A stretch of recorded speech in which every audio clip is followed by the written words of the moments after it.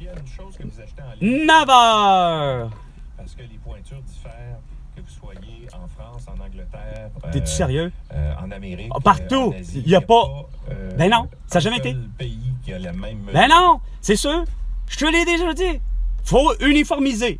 Ben, c'est prendre le système métrique. Mais là, petite cruche avec un masque COVID-19! Hostie! Ah ouais, à la maison! COVID-19! T'es contagieuse! You are contagious! Go to home! Tu achètes des 10,5.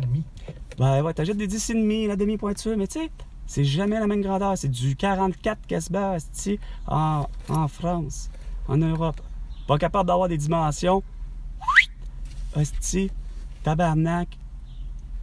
Comme je disais, ça c'est comme l'ampérage. Ben, l'électricité. En Europe, puis en Amérique du Sud, puis même au Mexique, je pense, c'est quoi? Oh, 14! C'est du 220. Ah, nous ici, on est au 110. On fait rien de comme tout le monde. On fait toujours différent. Puis le Québec n'est pas étranger à ça. Mais le Québec, garde, est assez insignifiant, qui est tellement avec deux cultures en construction, c'est en système impérial anglais, mais en reste du temps, c'est en métrique. Hey, méchante nouvelle. Comment ça se fait que t'as pas, genre... Très truc, 2 téraoctets. Ouais, des téraoctets. T'es rendu avec des 2 téra, hostie. Ouais, je sais qu'on est rendu avec les technologies là, pour la mémoire. Là. Les téra, ça fait longtemps. Là, je pense que ça coûte 300. Ah, ouais, c'est sûr que ça coûte cher. Ça coûte plus cher une clé USB de 1 téra. La meilleure façon, c'est encore d'aller sur le site internet d'Emma Québec. Ben non, tu vas surtout pas sur le site d'Emma Québec. Non. 2 minutes, les 2 minutes du peuple avec François Virus et bien non avec Carl Bush. Il y a un truc qu'Emma Québec est... C'est surprenant malgré tout, mais je suis pas prêt à dire que c'est pour cette raison-là qu'il n'y a plus eu de contamination de sang. Parce que Emma Québec a été inventé après, malheureusement, le fait que la Croix-Rouge, tout un organisme tout aussi à but non lucratif et la Croix-Rouge étant tout aussi efficace, mais comme la Croix-Rouge a eu des collectes de sang et de plaquettes et de autres affaires, et de plasma, je pense que ça existe aussi, ou de plaquettes, en tout cas. Il y a eu la fameuse contamination à l'hépatite, puis peut-être même au VIH. Comme je vous ai dit, c'est vrai que c'est un addon que d'avoir passé à Emma Québec. Depuis, on n'a plus jamais entendu parler comme de quoi que à le fait de faire des collectes de sang dans les banques, il n'y avait plus de sang qui était contaminé. Tant mieux. Mais ça reste que, comment je dirais ça, c'est pas tous des bonnes infirmières. Ah, c'est pas tous des femmes comme ma mère. Que ma mère avait une réputation parmi d'autres. Je suis convaincu que celle que je connais et que je vais nommer, qui est sa meilleure amie, Louise, doit être la même chose. Ce que j'appellerais une fée. C'est-à-dire que mets-moi la seringue que tu veux, à la grosseur d'aiguille que tu veux, prends ce que tu veux, pique-moi, puis j'ai senti quelque chose. Mais moi, avoir été donné du sang une fois, elle l'avait pas. Ça devait être, c'est quoi de dire, une Christie de débutante. Parce que ma mère, elle adorait ça.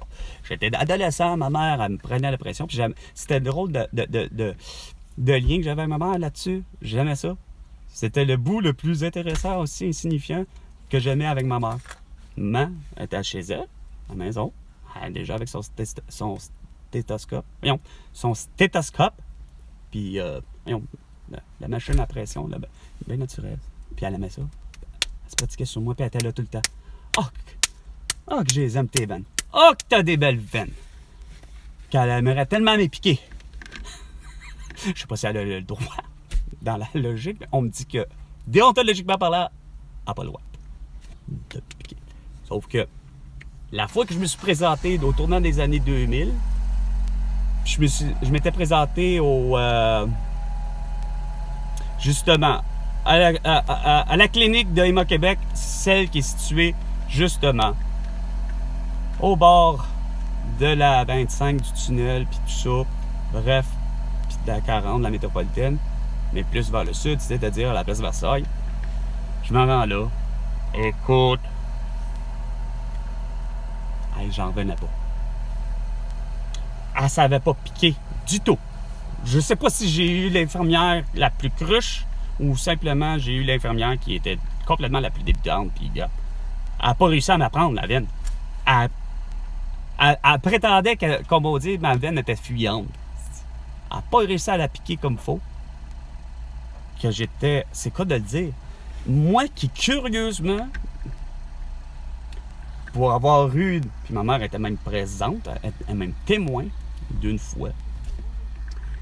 Lorsque je tombe malade, puis c'est quoi de dire malade avec la fièvre puis tout, et pas forcément avec la toux, mais je m'étais rendu pour amygdalite, que moi je considérais que c'était une amygdalite, puis à part les 2 fois, c'est ça qui est arrivé. Ça a l'air de rien, mais mes amygdalites peuvent être très fortes au point où la prétention pour certains médecins, c'est plutôt une méningite ou une mononucléose. Une des deux, là, je suis sûr de lesquelles des deux. Mais ça ressemble à un autre des maladies. Finalement, juste la prise de sang pour les 2 petites fioles, les 2 petites fioles d'échantillon, là.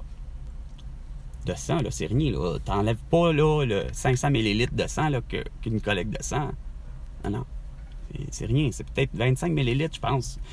Grosso modo, mettons, qu'on t'enlève pour les échantillons. Ben, 5 minutes après avoir été retiré, me retourner dans la salle d'attente, je fais la planche. Je tombe en mode d'évanouissement. Ça m'était arrivé une fois, ma mère s'en était rendue compte, sauf qu'à un moment donné, je m'étais présenté pour justement une amygdalite moi-même à Maisonneuve-Rosemont, à la clinique externe, à la clinique de sans rendez-vous. Je me pointe là. Ben, les deux événements sont pas la même affaire.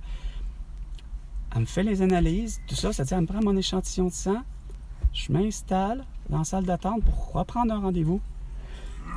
Bonne journée. Prendre un rendez-vous, puis